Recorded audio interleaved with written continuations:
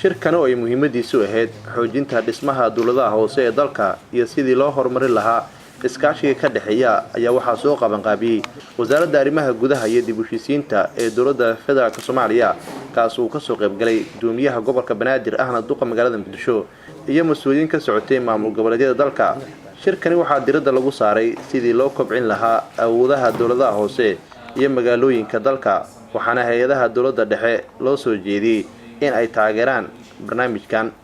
wasiirka arrimaha gudaha ee dawlad goboleedka Galmudug mudane Maxamed Xayir Nuur oo shirkadii warbaahinta qaranka la hadlay waxa uu sheegay in ahmiyad weyn uu lahaa shirkan dawlad goboleedyada.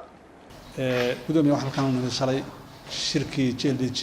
ee soconayay 3 maalmood loogana hadlayo 2 sano soo socota waxyaalihii ay ku caawin lahaayeen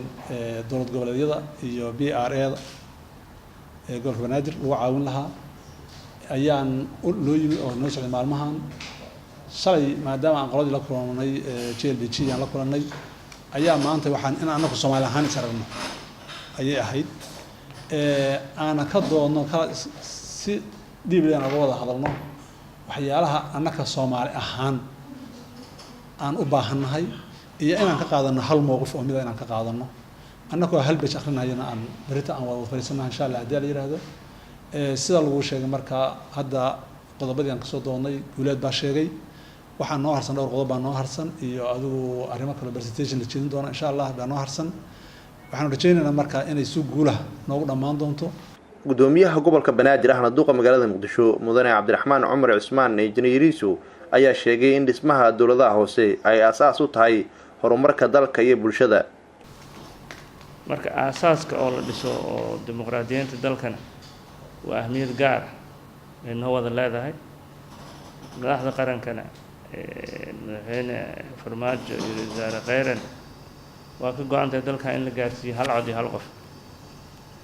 dawladda federaalka kaligeed ma gaarsiin karto haddaan dawladihii hoosena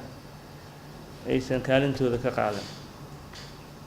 marka annaga maamul gobolka Banaadir waxaan sameynay waax oo siyaasadda iyo dimuqraadiyiinta aan hore u jirin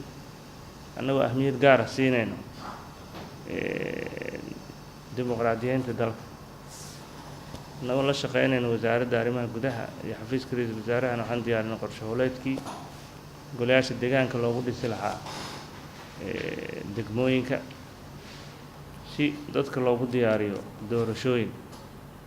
marka arrimahan ahmiyad gaar ah leeyihiin. Nuur Saciid Taaliid warbaahinta qaranka Soomaaliyeed magaalada Muqdisho.